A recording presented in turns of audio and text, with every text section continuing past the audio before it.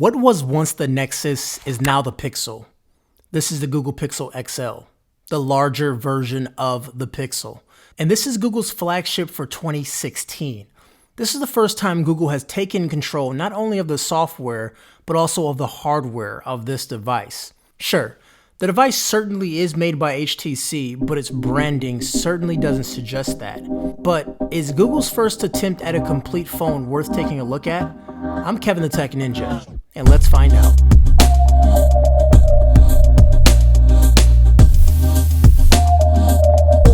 Looking at the Pixel XL is not the prettiest thing in the world. The metal and glass hybrid design won't turn many heads, and neither would that bezel up front. Now, all this stuff does make the Pixel look just like the iPhone, and that's not really a good thing. The usual volume and power buttons are found on the right, and the top houses the headphone jack. No, Google did not have courage this time around. On the bottom is the speaker, microphone, and also the USB-C port, while the right houses the space for the SIM tray.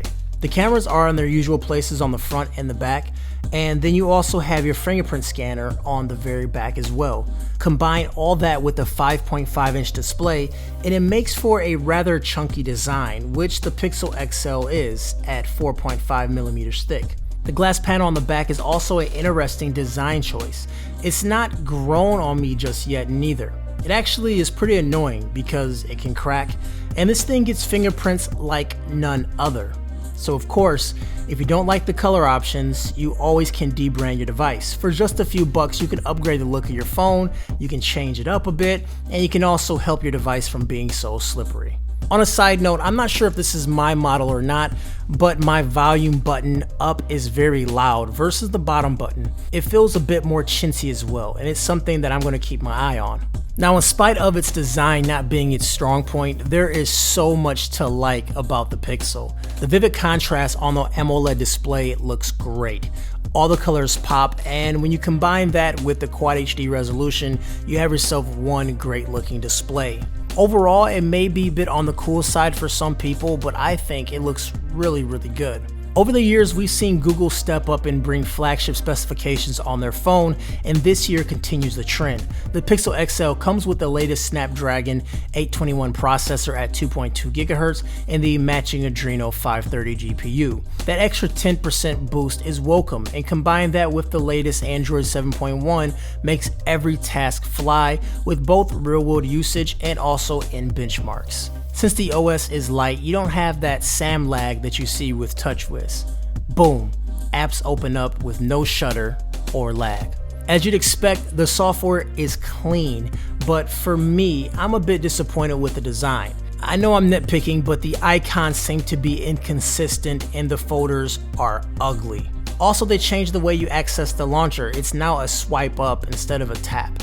Even so, little things like this isn't really a big deal for some people, and they made some pretty decent changes too. Like you can access the notifications using the fingerprint scanner on the back, and also you do have true multitasking support baked in, which is really nice. I ended up going with Nova, and I tossed on an icon pack as well. So hit the links down below for my setup, but I do change it often.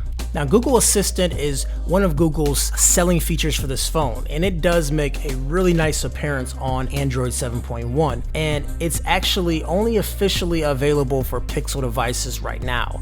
The Assistant is great, and it's smart enough to pick up on a variety of different phrases and when given very specific information. It serves as a large refinement over Google Now, combining not only its factual expertise but also the ability to have general conversation.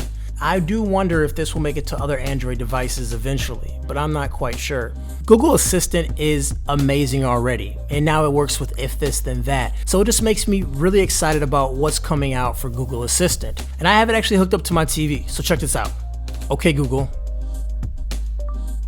turn on my TV. TV on, my Ninja. This is Google's best attempt at a smartphone, and rightly their best attempt at a camera too. The 12.3 megapixel camera received their best score on DxOMark thus far, but numbers don't tell the full story. In good lighting, the Pixel XL takes very nice images with better dynamic range than most devices. It has a very fast shutter speed, which is good for capturing really fast moments, and also it does have a lens blur effect, which requires a steady upward movement on the smartphone. Now that's not super intuitive, and Google Google really did make an attempt to add a couple new features on the camera, but auto mode usually is the one that I fall back on anyways. But at night is when the situation changes. The camera suffers a lot, and it doesn't have a ton of detail. Pictures don't come out as sharp as the competition, and this might be due to the lack of optical image stabilization on the device. This omission is very disappointing, but it does not hurt 4K video too much, which is not only stable, but it captures tremendous detail. Switching to a 8 megapixel front-facing camera with just a twist of your wrist, it performs very well too, and it actually does decent in dark scenarios. It has tremendous dynamic range and a slightly wider angle lens, so you can take a selfie with multiple people. Now there is something that I have to mention. It's sort of the elephant in the room about the Pixel's camera. There is a halo effect that's affecting some units. It seems like it's letting in too much light, but I will refer you to Jeff Springer's channel. He has a full video explaining this, links down below. The 34,050 milliamp battery seems a bit overwhelming for a chunky phone like this, but in spite of its size, I've been actually having some really good battery life, and I like to thank Android Doze for this. Thank you, Android Doze. And also, it seems that the antennas are better on this device. I actually have 2 bars in my basement, and that helps with battery life too, versus a phone that's always searching. I average 2 more hours of standby time and around 45 minutes of screen on time on this device. So that's good.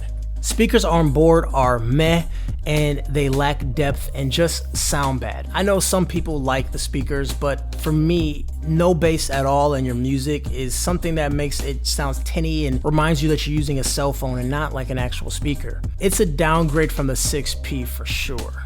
But the fact is this, the Pixel XL is a great first attempt from Google. If you take away its looks and its slightly bulky build, the smartphone manages to do almost everything right.